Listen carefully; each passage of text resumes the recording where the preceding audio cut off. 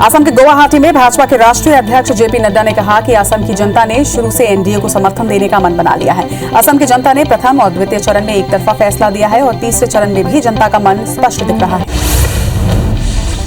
JP Nadda ने राहुल गांधी पर निशाना साधते हुए कहा कि उनकी जानकारियां बहुत सीमित हैं, उनको असम की संस्कृति का ज्ञान थोड़ा कम है। उन्होंने कहा कि अवसरवादी राजनीति करने वाले लोगों और डूबते को तिनके का सहारा ही काफी होता है, तो ऐसे लोग बदरुद्दीन को ही पकड़ के चलेंगे। उत्तर प्रदेश के मुख्यमंत्री योगी आदित्यनाथ ने पश्चिम बंगाल के उलबेरिया में चुनावी रोड शो किया। इस दौरान उन्होंने बीजेपी प्रत्याशी के पक्ष में वहां की जनता से वोट देने की अपील की। केंद्रीय गृह मंत्री अमित शाह ने कहा कि मुख्यमंत्री ममता बनर्जी के 2 बार के कार्यकाल से पश्चिम बंगाल के लोग दुखी हैं और उन्होंने उनकी विदाई का फैसला कर लिया है। अमित शाह ने ममता बनर्जी पर वंशवाद की राजनीति को बढ़ावा देने का आरोप लगाया। शाह ने कहा कि ममता बनर्जी ने अपना दूसरा कार्यकाल अपने भतीजे को पश्चिम बंगाल का अगला मुख्यमंत्री बनाने की कोशिश में बिता दिया। कांग्रेस नेता रणदीप सुरजेवाला ने भाजपा पर निशाना साधा है। उन्होंने कहा कि बीजेपी के नेता असम, केरल, बंगाल, तमिलनाडु में चुनाव प्रभावित करना चाहते हैं, लेकिन वो इस षड्यंत्र में कामयाब नहीं होंगे। हेमंत बिस्वा शर्मा को 48 घंटे के बैन ये साबित करता है कि बीजेपी चुनाव हार चुकी है। असम में चुनाव आयोग ने कार्रवाई की है। आयोग ने कांग्रेस गठबंधन के नेता को धमकी देने के मामले में भाजपा के दिग्गज नेता और असम के मंत्री हेमंत बिस्वा शर्मा पर 2 दिन चुनाव प्रचार करने पर प्रतिबंध लगा दिया है। शर्मा ने बोडोलैंड पीपल्स फ्रंट के चेयरमैन हंगामा मोहली को लेकर एक विवादित बयान दिया था, जिसकी शिकायत कांग्रेस ने चुनाव आयोग से की थी। पश्चिम बंगाल की मुख्यमंत्री ममता बनर्जी की पैर में लगी चोट पर भाजपा प्रवक्ता संबित पात्रा ने तंज कसा है। पात्रा ने अपने सोशल मीडिया अकाउंट पर वीडियो शेयर करते हुए लिखा कि बेचारा पैर हिल-हिल कर बता रहा है कि वो कितने दर्द में है। कांग्रेस नेता राहुल गांधी ने हार्वर्ड कैनेडी स्कूल के प्रोफेसर निकोलस बर्न्स के साथ बातचीत की। राहुल ने सरकार के कामकाज के तरीके पर सवाल उठाया। इसके साथ ही उन्होंने लद्दाख में चीन के अतिक्रमण का मुद्दा भी उठाया। राहुल ने कहा कि बातचीत की आड़ में चीन भारत के इलाके पर कब्जा जमा रहा है। प्रोफेसर निकोलस के साथ बातचीत के दौरान राहुल गांधी ने कहा कि मेरा यकीन है कि साफ रणनीति वाले और मजबूत भारत के लिए चीनी आक्रामकता का मुकाबला करना कोई बड़ा मुद्दा नहीं होगा। दुनिया में प्रोडक्शन की लड़ाई चीन ने जीत ली है। मैं नहीं देखता कि भारत और अमेरिका इस मुद्दे पर चीन को चुनौती दे रहे हैं। एंटीलिया केस में गिरफ्तार मुंबई पुलिस के सस्पेंड एपीआई सचिन वजह की एनआईए कस्टडी आज समाप्त हो रही है। आज उसे मेडिकल के लिए ले जाया जाएगा और फिर स्पेशल एनआईए कोर्ट में पेश किया जाएगा। माना जा रहा है कि एनआईए को अभी मनसुख की हत्या के मामले में कुछ और जांच करनी है और इसलिए अभी वो कस्टडी को बढ़ाने की अपील कर सकते हैं। सचिन वजह को लेकर एनआईए ने एक नया खुलासा किया है। सूत्रों के मुताबिक सचिन वजह मुंबई के नरिमन पॉइंट स्थित एक 5 स्टार होटल के एक कमरे से कथित तौर पर फिरौती का एक रैकेट चला रहा था। इस कमरे को जावेरी बाजार के एक बिजनेसमैन ने 100 दिनों के लिए बुक किया था, जिसके लिए 12 लाख का भुगतान किया जा चुका था।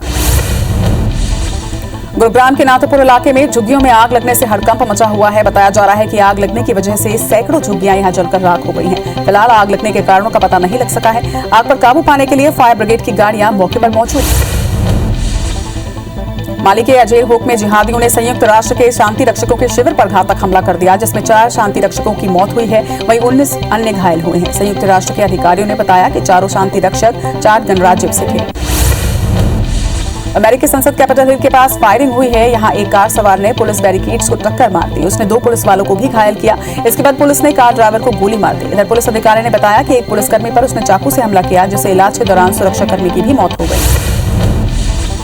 घटना के बाद संसद भवन को बंद कर दिया गया। अमेरिकी राष्ट्रपति जो बाइडेन ने मामले पर दुख जताया है। इसके साथ ही पुलिसकर्मी की मृत्यु पर शोक जताते हुए व्हाइट हाउस के ध्वज को आधा झुकाने का आदेश जारी किया। राष्ट्रपति जो बाइडेन ने कहा कि मैं और पत्नी जिल दोनों ही इस बात से बहुत दुखी हैं और इस घटना में ऑफिसर विलियम इवांस की मृत्यु हुई है। देश में कोरोना की दूसरी लहर ने सभी के टेंशन को बढ़ा दिया है। लगातार कोरोना के केस बढ़ रहे हैं। वहीं कल सभी राज्यों के मुख्यमंत्रियों के साथ प्रधानमंत्री बैठक करेंगे। इस मीटिंग में संक्रमण की रोकथाम और लॉकडाउन को लेकर चर्चा हो सकती है। इसके साथ ही देश भर में चल रहे वैक्सीनेशन पर भी बातचीत होने की संभावना है। इंडियन प्रीमियर लीग पर कोरोना वायरस का खतरा मंडराने लगा है। लीग अभी शुरू भी नहीं हुई है और वानखेड़े स्टेडियम में कोरोना वायरस से 8 लोग संक्रमित हो गए हैं। वानखेड़े स्टेडियम में आईपीएल के 14वें सीजन के 10 मुकाबलों का आयोजन किया जाना है। ये सभी मैच 10 से 25 अप्रैल के बीच खेले जाने हैं। आईपीएल का 14वां सीजन 9 अप्रैल से शुरू हो रहा है। देश में कोरोना की दूसरी लहर को देखते हुए बीसीसीआई ने कोरोना प्रोटोकॉल का सख्ती से पालन कराने का फैसला किया है। इसके तहत बायो बबल में मौजूद हर खिलाड़ी की मॉनिटरिंग की जाएगी। इसके लिए जीपीएस डिवाइस की मदद भी ली जाएगी। ये डिवाइस रिस्टबैंड या चेन के रूप में होगी, जो हमेशा खिलाड़ियों को होटल कमरे से बाहर निकलने पर पहननी होगी। देश में कोरोना की दूसरी लहर के बाद एक दिन में 88,641 नए मामले सामने आए। कोरोना केस 1,23 लाख के पार पहुंच चुका है। वहीं कोरोना से 711 नई मौत से अब तक मौत का आंकड़ा 1,64,139 मरीजों पर पहुंच चुका है। वहीं संक्रमण के मामले में भारत दुनिया में तीसरे नंबर पर पहुंच चुका है। हालांकि देश में 24 घंटे में 43,979 मरीज स्वस्थ हुए। देश में शुक्रवार को वैक्सीनेशन का नया रिकॉर्ड बना। बीते 24 घंटे में देश भर में 36 लाख से ज्यादा लोगों को कोरोना का टीका लगाया गया। एक दिन में वैक्सीनेशन की ये सबसे बड़ी संख्या है। रिपोर्ट में कहा गया कि अब तक लगाई गई वैक्सीन में 59.58% 8 राज्यों में लगाई गई है। इसमें भी सिर्फ महाराष्ट्र की हिस्सेदारी 9.48% है। यहाँ 65 लाख से ज्यादा डोज लगाए जा चुके हैं। महाराष्ट्र में 47,913 नए मरीज सामने आए, जबकि 24,126 मरीज स्वस्थ भी हुए। 481 लोगों की यहां मौत हुई है। वहीं राज्य में अब तक 29 लाख से अधिक लोग इस महामारी की चपेट में आ चुके हैं। इनमें से 24,57,000 लोग स्वस्थ हो चुके हैं, जबकि 55,379 लोगों की मौत भी हो चुकी है।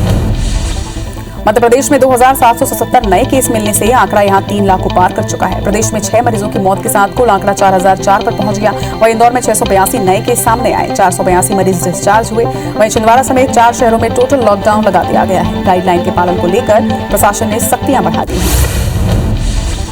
छत्तीसगढ़ में 4,174 नए मरीजों से प्रदेश में आंकड़ा 3,57,000 को क्रॉस कर चुका है। 43 मरीजों की मौत के साथ अब तक का मौत का आंकड़ा 4,247 पर है। वहीं 950 मरीजों के डिस्चार्ज होने के साथ ठीक होने वालों का आंकड़ा 3,21,000 को पार कर चुका है। रायपुर में 1405 नए मरीज सामने आए। वहीं कोविड सेंटर की संख्या भी अब बढ़ाई जा रही है। बढ़ते कोरोना के बीच निजी सहित शासकीय अस्पतालों में बेड फुल हो चुके हैं। इसी बीच दुर्ग के जैन समाज ने अपनी सेवा भाव निभाते हुए महावीर कोविड सेंटर की शुरुआत की। ये सेंटर मालवीय नगर स्थित आजाद हॉस्टल में बनाई गई है, जिसका शुभारंभ सांसद विजय बघेल और महापौर धीरज बाकलीवाल ने किया। भोपाल में आज अत्याधुनिक सेक्स सॉर्टेड सीमेंट प्रोडक्शन प्रयोगशाला का शुभारंभ मुख्यमंत्री शिवराज सिंह चौहान करेंगे। बता दें कि ये लैब राष्ट्रीय गोकुल मिशन के तहत 47 करोड़ 50 लाख रुपए की लागत से बनी है। अपने संकल्प को आगे बढ़ाते हुए मुख्यमंत्री शिवराज सिंह चौहान ने स्मार्ट सिटी पार्क में पौधारोपण किया। आज उन्होंने भोपाल गुलमोहर का पौधा लगाया। बता दें कि सीएम ने नर्मदा जयंती में हर दिन एक पेड़ लगाने का संकल्प लिया। मंडला पहुंचे वन मंत्री विजय शाह ने बांधवगढ़ में आगजनी को लेकर एक बयान दिया है। उन्होंने कहा कि बांधवगढ़ में लगी आग से कोई भी जानवर की मौत नहीं हुई है। आग पर पूरी तरह से नियंत्रण पा लिया गया है। वहीं उन्होंने ये भी कहा कि इस आगजनी से कहीं कोई हानि नहीं हुई। आग की घटनाओं को रोकने के लिए 6 तारीख को एक बैठक की जाएगी। शराब दुकानों को लेकर जारी आदेश पर बिलासपुर सांसद अरुण साव ने सरकार पर निशाना साधा। उन्होंने कहा कि ये सरकार शराबबंदी के वादे पर सत्ता में आई थी, लेकिन अब यही सरकार घर घर शराब की होम डिलीवरी कर रही है। उन्होंने आगे कहा कि हर गांव हर गली में शराब की बिक्री हो रही है।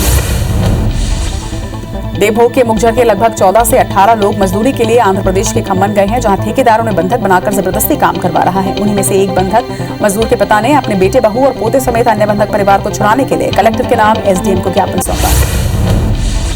बलरामपुर के पलटन घाट से भारी संख्या में सरकारी दवाइयां मिली हैं, जिसे जलाने की कोशिश भी की गई। इन दवाइयों का वितरण महिलाओं और बच्चों को होना था। वहीं अधिकारी इस मामले में पल्ला झाड़ रहे हैं। घाट में मिली दवाइयां एक्सपायरी डेट की हैं। इस मामले में बीएमओ ने जांच के बाद कार्रवाई की बात कही। इंदौर पुलिस शहर को सुरक्षित बनाने के लिए बड़े कदम उठाने की तैयारी में है। कम्युनिटी कैमरा पॉलिसी के अंतर्गत 1500 वर्ग फीट से ज्यादा आकार वाली व्यावसायिक संपत्तियों में सीसीटीवी लगाना अनिवार्य किया जाएगा। आईजी के मुताबिक इस संबंध में नगर निगम अधिकारियों से बात की जा चुकी है। बलरामपुर के शिवपुर में एक घायल को उसके परिजन ने खाट पर लिटाकर अस्पताल पहुंचाया। परिजनों ने बताया कि साइकिल से गिर जाने की वजह से युवक का एक पैर टूट चुका है, जिसे अस्पताल ले जाने के लिए उन्होंने एम्बुलेंस का काफी इंतजार किया, लेकिन एम्बुलेंस नहीं पहुंची, जिसके बाद उन्होंने खाट के सहारे अस्पताल पहुंचाया। विदिशा जिला अस्पताल में मरीज के परिजनों ने स्टाफ पर लापरवाही का आरोप लगाते हुए जमकर हंगामा किया और तोड़फोड़ के साथ नर्स से मारपीट भी की। इस घटना के विरोध में डॉक्टर और नर्स हड़ताल पर चले गए हैं। हालांकि कार्रवाई के आश्वासन के बाद वो काम पर लौट आए। जबलपुर में एक युवती के मारपीट के मामले में पुलिस ने 4 आरोपियों को गिरफ्तार किया, लेकिन इस मामले ने अब नया मोड़ ले लिया है। बता दें कि गिरफ्तार आरोपियों के परिजनों ने एसपी कार्यालय पहुंचकर जमकर प्रदर्शन किया और पुलिस पर दबाव में आकर कार्रवाई करने का आरोप लगाया। महासमुंद जिला अस्पताल और कोविड केयर सेंटर की अव्यवस्था को लेकर भाजपा नेता सिविल सर्जन का घेराव करने के लिए पहुंचे, जहां लगभग 1 घंटे तक सिविल सर्जन से बातचीत और आश्वासन के बाद भाजपा नेताओं ने घेराव स्थगित कर दिया और वापस लौट आए। नरसिंहपुर के बोनी स्टेशन के पास 31 मार्च को हुई रेल दुर्घटना में साजिश के संकेत मिल रहे हैं। इस मामले में जलपुर रेलवे डिवीजन की जांच अधिकारी सहित जीआरपी और आरपीएफ जांच में जुटी हुई है। जीआरपी के मुताबिक घटनास्थल पर लोहे की रॉड का टुकड़ा मिला, जो साजिश की ओर इशारा कर रहा है। सरगुजा के सीतापुर थाना इलाके में इन दिनों रेत माफिया काफी सक्रिय हो गए हैं। रेत माफिया धड़ल्ले से सीतापुर के अलग अलग इलाकों के रेत घाटों से रेत का अवैध उत्खनन और परिवहन कर रहे हैं, जिस पर सीतापुर पुलिस, माइनिंग और राजस्व विभाग ने परिवहन कर रहे ट्रैक्टरों को जब्त करने के लिए चालानी कार्रवाई की।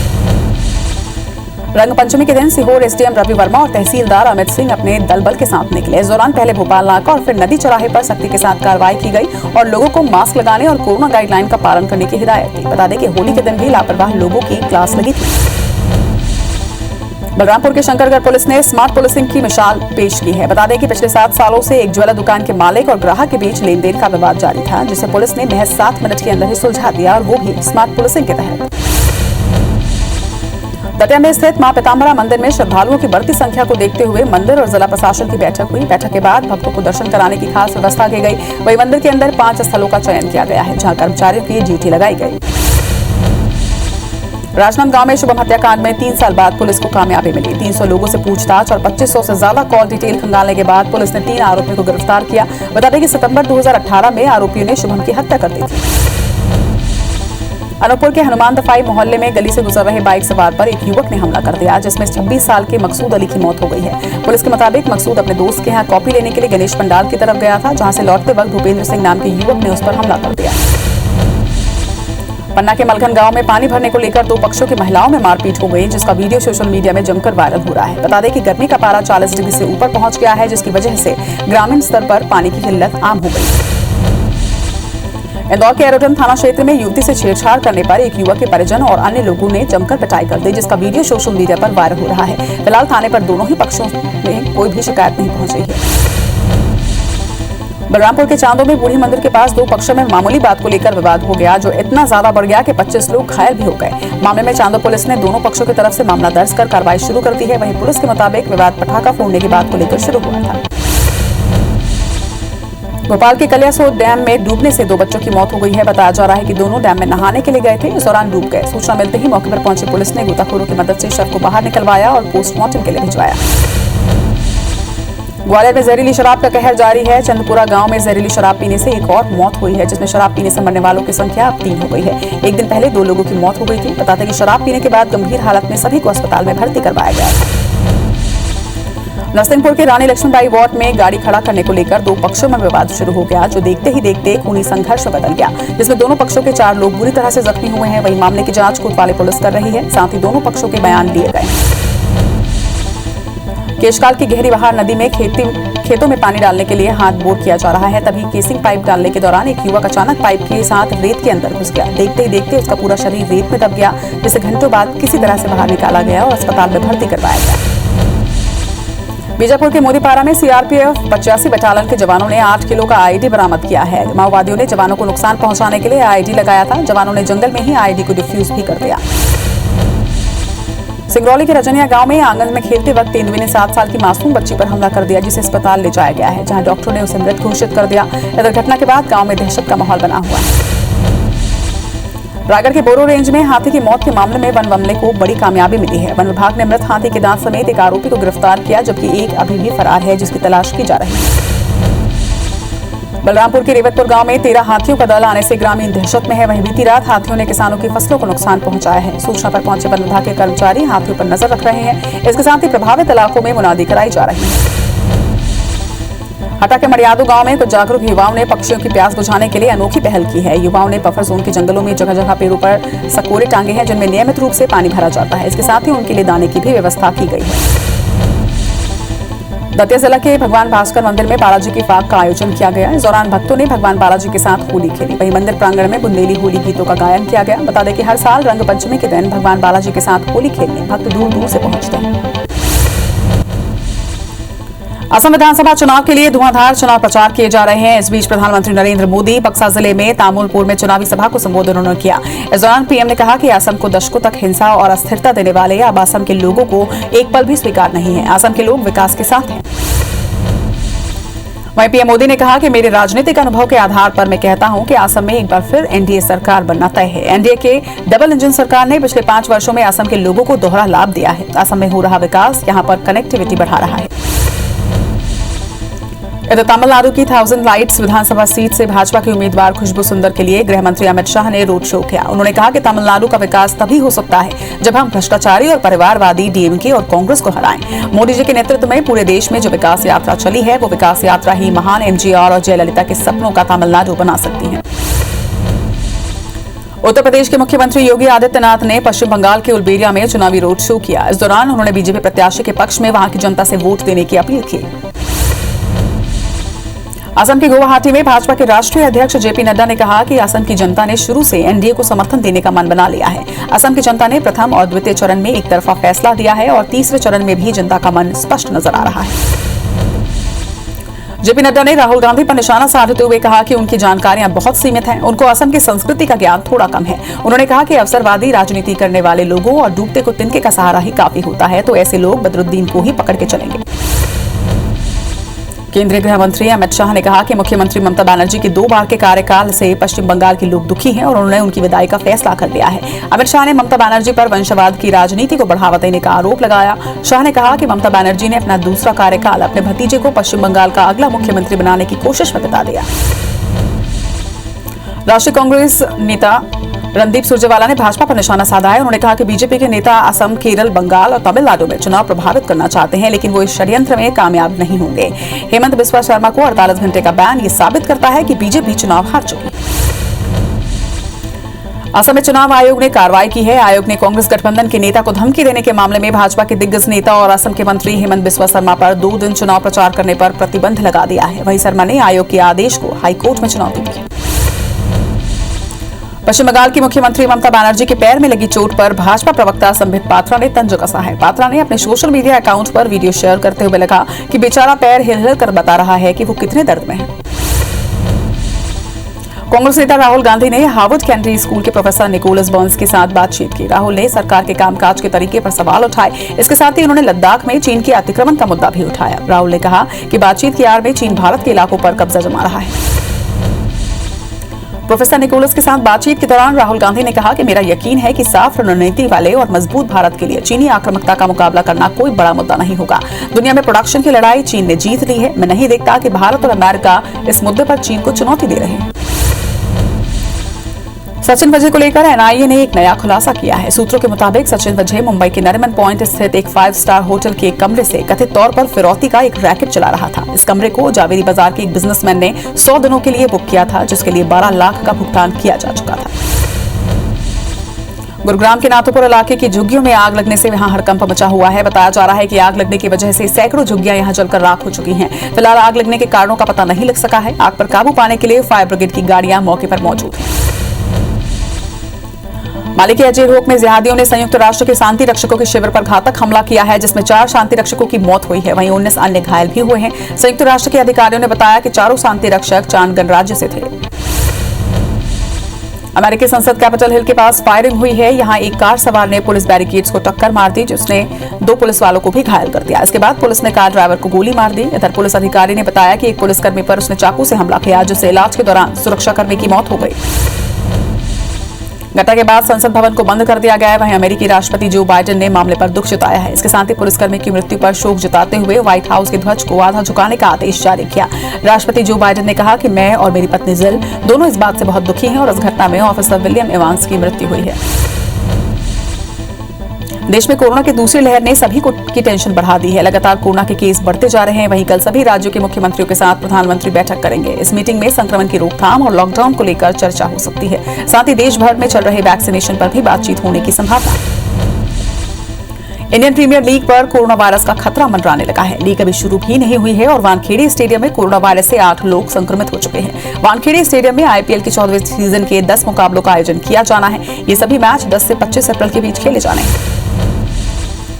आईपीएल का 14वां सीजन 9 अप्रैल से शुरू हो रहा है। वहीं देश में कोरोना की दूसरी लहर को देखते हुए बीसीसीआई ने कोरोना प्रोटोकॉल का सख्ती से पालन कराने का फैसला किया है। इसके तहत बायो बबल में मौजूद हर खिलाड़ी की मॉनिटरिंग की जाएगी। इसके लिए जीपीएस डिवाइस की मदद भी ली जाएगी। ये डिवाइस रिस्ट बैंड या फिर चेन के रूप में होगी, जो हमेशा खिलाड़ियों को होटल के कमरे से बाहर निकलने पर पहननी होगी। देश में कोरोना की दूसरी लहर के बाद एक दिन में 88,641 नए मामले सामने आए हैं। कोरोना केस 1,23,00,000 के पार पहुंच चुके हैं। वहीं कोरोना से 711 नई मौत से अब तक 1,64,139 मरीजों की मौत भी हो चुकी है। संक्रमण के मामले में भारत दुनिया में तीसरे नंबर पर पहुंच चुका है। हालांकि देश में 24 घंटे में 43,979 मरीज स्वस्थ हुए हैं। देश में शुक्रवार को वैक्सीनेशन का नया रिकॉर्ड बना। बीते 24 घंटे में देश भर में 36 लाख से ज्यादा लोगों को कोरोना का टीका लगाया गया। एक दिन में वैक्सीनेशन की ये सबसे बड़ी संख्या है। वहीं रिपोर्ट में कहा गया कि अब तक लगाई गई वैक्सीन में 59.58% 8 राज्यों में लगाई गई है। इसमें भी सिर्फ महाराष्ट्र की हिस्सेदारी 9.48% रही। यहाँ 65 लाख से ज्यादा डोज लगाए जा चुके हैं। महाराष्ट्र में 47,913 नए मरीज सामने आए हैं, जबकि 24,126 मरीज स्वस्थ हुए हैं। वहीं 481 लोगों की मौत हुई है। राज्य में अब तक 29 लाख से अधिक लोग इस महामारी की चपेट में आ चुके हैं। इनमें से 24,57,000 लोग ठीक हुए हैं, जबकि 55,379 की मौत हो चुकी है। मध्य प्रदेश में 2,777 नए केस मिलने से आंकड़ा 3 लाख को पार कर चुका है। प्रदेश में 6 मरीजों की मौत के साथ कुल आंकड़ा 4,004 पर पहुंच गया है। वहीं इंदौर में 682 नए केस सामने आए, 482 मरीज डिस्चार्ज हुए। वहीं छिंदवाड़ा समेत 4 शहरों में टोटल लॉकडाउन लगा दिया गया है। गाइडलाइन के पालन को लेकर प्रशासन ने अब सख्तियां बढ़ा दी हैं। इधर छत्तीसगढ़ में 4,174 नए मरीजों के साथ कुल आंकड़ा 3,57,000 को क्रॉस कर चुका है। 43 मरीजों की मौत के साथ मौत का कुल आंकड़ा प्रदेश में 4,247 पर पहुंच चुका है। वहीं 950 मरीजों के डिस्चार्ज होने के साथ ठीक होने वालों का आंकड़ा 3,21,000 को पार कर चुका है। रायपुर में 1,405 नए मरीज सामने आए। वहीं कोविड सेंटर की संख्या अब यहां बढ़ाई जा रही है। भोपाल में आज अत्याधुनिक सेक्स सॉर्टेड सीमेंट प्रोडक्शन प्रयोगशाला का शुभारंभ मुख्यमंत्री शिवराज सिंह चौहान करेंगे। बता दें कि ये लैब राष्ट्रीय गोकुल मिशन के तहत 47 करोड़ 50 लाख रुपए की लागत से बनी है। अपने संकल्प को आगे बढ़ाते हुए मुख्यमंत्री शिवराज सिंह चौहान ने स्मार्ट सिटी पार्क में पौधारोपण किया। आज उन्होंने भोपाल गुलमोहर का पौधा लगाया। बता दें कि सीएम ने नर्मदा जयंती में हर दिन एक पेड़ लगाने का संकल्प लिया था। मरेवा पहुंचे वन मंत्री विजय शाह ने बांधवगढ़ में आगजनी को लेकर बयान दिया है। उन्होंने कहा कि बांधवगढ़ में लगी आग से कोई भी जानवर की मौत नहीं हुई है। आग पर पूरी तरह से नियंत्रण पा लिया गया है। वहीं उन्होंने ये भी कहा कि इस आगजनी से कहीं कोई हानि नहीं हुई। आग की घटनाओं को रोकने के लिए 6 तारीख को एक बैठक की जाएगी। शराब दुकानों को लेकर जारी आदेश पर बिलासपुर सांसद अरुण साव ने सरकार पर निशाना साधा है। उन्होंने कहा कि ये सरकार शराबबंदी के वादे पर सत्ता में आई थी, लेकिन अब यही सरकार घर घर शराब की होम डिलीवरी कर रही है। उन्होंने आगे कहा कि हर गांव और हर गली में शराब की बिक्री हो रही है। देवभोग के बुकझर के लगभग 14 से 18 लोग मजदूरी के लिए आंध्र प्रदेश के खम्म गए हुए हैं, जहां ठेकेदार उन्हें बंधक बनाकर जबरदस्ती काम करवा रहा है। उन्हीं में से एक बंधक मजदूर के पिता ने अपने बेटे, बहू और पोते समेत अन्य बंधक परिवार को छुड़वाने के लिए कलेक्टर के नाम एसडीएम को ज्ञापन सौंपा है। बलरामपुर के पलटन घाट में भारी संख्या में सरकारी दवाइयां मिली हैं, जिसे जलाने की कोशिश की गई है। इन दवाइयों का वितरण महिलाओं और बच्चों को होना था। वहीं अधिकारी इस मामले में पल्ला झाड़ रहे हैं। घाट में मिली दवाइयां एक्सपायरी डेट की बताई जा रही हैं। इस मामले में बीएमओ ने जांच के बाद कार्रवाई की बात कही। इंदौर पुलिस शहर को सुरक्षित बनाने के लिए बड़ी कदम उठाने की तैयारी में है। कम्युनिटी कैमरा पॉलिसी के अंतर्गत 1500 वर्ग फीट से ज्यादा आकार वाली व्यवसायिक संपत्तियों में सीसीटीवी लगाना अनिवार्य किया जाएगा। आईजी के मुताबिक इस संबंध में नगर निगम अधिकारियों से बात की जा चुकी है। बलरामपुर के शिवपुर में एक घायल को उसके परिजनों ने घाट पर लिटाकर अस्पताल तक पहुंचाया। परिजनों ने बताया कि साइकिल से गिर जाने की वजह से युवक का एक पैर टूट चुका है, जिसे अस्पताल ले जाने के लिए उन्होंने एम्बुलेंस का काफी इंतजार किया, लेकिन एम्बुलेंस नहीं पहुंची, जिसके बाद उन्होंने घाट के सहारे उसे अस्पताल पहुंचाया। विदिशा जिला अस्पताल में मरीज के परिजनों ने स्टाफ पर लापरवाही का आरोप लगाते हुए जमकर हंगामा किया और तोड़फोड़ के साथ नर्स से मारपीट भी की। इस घटना के विरोध में डॉक्टर्स और नर्स हड़ताल पर चले गए। हालांकि कार्रवाई के आश्वासन के बाद वो काम पर लौट आए। जबलपुर में एक युवती से मारपीट के मामले में पुलिस ने 4 आरोपियों को गिरफ्तार किया, लेकिन इस मामले में अब नया मोड़ ले लिया है। बता दें कि गिरफ्तार आरोपियों के परिजनों ने एसपी कार्यालय पहुंचकर जमकर प्रदर्शन किया और पुलिस पर दबाव में आकर कार्रवाई करने का आरोप लगाया। महासमुंद जिला अस्पताल और कोविड केयर सेंटर की अव्यवस्था को लेकर भाजपा नेता सिविल सर्जन का घेराव करने के लिए पहुंचे, जहां लगभग 1 घंटे तक सिविल सर्जन से बातचीत और आश्वासन के बाद भाजपा नेताओं ने घेराव स्थगित कर दिया और वापस लौट आए। नरसिंहपुर के बोहनी स्टेशन के पास 31 मार्च को हुई रेल दुर्घटना में साजिश के संकेत मिल रहे हैं। इस मामले में जबलपुर से रेलवे डिवीजन के जांच अधिकारी सहित जीआरपी और आरपीएफ जांच में जुटी हुई है। वहीं जीआरपी के मुताबिक घटनास्थल पर लोहे की रॉड का टुकड़ा मिला है, जो साजिश की ओर इशारा कर रहा है। सरगुजा के सीतापुर थाना इलाके में इन दिनों रेत माफिया काफी सक्रिय हो गए हैं। रेत माफिया धड़ल्ले से सीतापुर के अलग अलग इलाकों के रेत घाटों से रेत का अवैध उत्खनन और परिवहन कर रहे हैं, जिस पर सीतापुर पुलिस, माइनिंग और राजस्व विभाग ने परिवहन कर रहे ट्रैक्टरों को जब्त करते हुए चालानी कार्रवाई की। रंगपंचमी के दिन सीहोर एसडीएम रवि वर्मा और तहसीलदार अमित सिंह अपने दल बल के साथ निकले। इस दौरान पहले भोपाल नौका और फिर नदी चौराहे पर सख्ती के साथ कार्रवाई की गई और लोगों को मास्क लगाने और कोरोना गाइडलाइन का पालन करने की हिदायत भी दी। बता दें कि होली के दिन भी लापरवाह लोगों की क्लास लगाई गई थी। बलरामपुर के शंकरगढ़ पुलिस ने स्मार्ट पुलिसिंग की मिसाल पेश की है। बता दें कि पिछले 7 सालों से एक ज्वेलर दुकान के मालिक और ग्राहक के बीच लेन देन का विवाद चल रहा था, जिसे पुलिस ने महज 7 मिनट के अंदर ही सुलझा दिया, और वो भी स्मार्ट पुलिसिंग के तहत। दतिया में स्थित मां पीताम्बरा मंदिर में श्रद्धालुओं की बढ़ती संख्या को देखते हुए मंदिर और जिला प्रशासन की बैठक हुई। बैठक के बाद भक्तों को दर्शन कराने की खास व्यवस्था की गई। वहीं मंदिर के अंदर 5 स्थलों का चयन किया गया है, जहां कर्मचारियों की ड्यूटी लगाई गई। राजनांदगांव में शुभम हत्याकांड में 3 साल बाद पुलिस को कामयाबी हासिल हुई है। 300 लोगों से पूछताछ और 2500 से ज्यादा कॉल डिटेल खंगालने के बाद पुलिस ने 3 आरोपियों को गिरफ्तार किया। बता दें कि सितंबर 2018 में आरोपियों ने शुभम की हत्या कर दी। अनूपपुर के हनुमान दफाई मोहल्ले में गली से गुजर रहे बाइक सवार पर एक युवक ने हमला कर दिया, जिसमें 26 साल के मकसूद अली की मौत हो गई। पुलिस के मुताबिक मकसूद अपने दोस्त के यहाँ कॉपी लेने के लिए गणेश पंडाल की तरफ गया हुआ था, जहां से लौटते वक्त भूपेंद्र सिंह नाम के युवक ने उस पर हमला कर दिया था। पन्ना के मलघन गांव में पानी भरने को लेकर 2 पक्षों की महिलाओं के बीच मारपीट हुई, जिसका वीडियो सोशल मीडिया में जमकर वायरल हो रहा है। बता दें कि गर्मी का पारा 40 डिग्री से ऊपर पहुंच चुका है, जिसकी वजह से ग्रामीण स्तर पर पानी की किल्लत अब सामने आ रही है। इंदौर के एरोड्रम थाना क्षेत्र में युवती से छेड़छाड़ करने पर एक युवक के परिजनों और अन्य लोगों ने जमकर पिटाई कर दी, जिसका वीडियो सोशल मीडिया पर वायरल हो रहा है। फिलहाल थाने पर दोनों ही पक्षों ने कोई शिकायत नहीं की है। बलरामपुर के चांदो में बूढ़ी मंदिर के पास 2 पक्षों में मामूली बात को लेकर विवाद हुआ, जो इतना ज्यादा बढ़ गया कि 25 लोग इसमें घायल हो गए हैं। मामले में चांदो पुलिस ने दोनों पक्षों की तरफ से मामले दर्ज कर कार्रवाई शुरू कर दी है। वहीं पुलिस के मुताबिक विवाद पटाखा फोड़ने की बात को लेकर शुरू हुआ था। भोपाल के कलियासोत डैम में डूबने से 2 बच्चों की मौत हो गई। बताया जा रहा है कि दोनों डैम में नहाने के लिए गए हुए थे। इस दौरान दोनों ही डूब गए। सूचना मिलते ही मौके पर पहुंची पुलिस ने गोताखोरों की मदद से शव को बाहर निकलवाया और पोस्टमार्टम के लिए भिजवाया। ग्वालियर में जहरीली शराब का कहर जारी है। चंदपुरा गांव में जहरीली शराब पीने से एक और मौत हुई है, जिसमें शराब पीने से मरने वालों की संख्या अब 3 पहुंच चुकी है। एक दिन पहले 2 लोगों की मौत हुई थी। बता दें कि शराब पीने के बाद गंभीर हालत में सभी को अस्पताल में भर्ती करवाया गया था।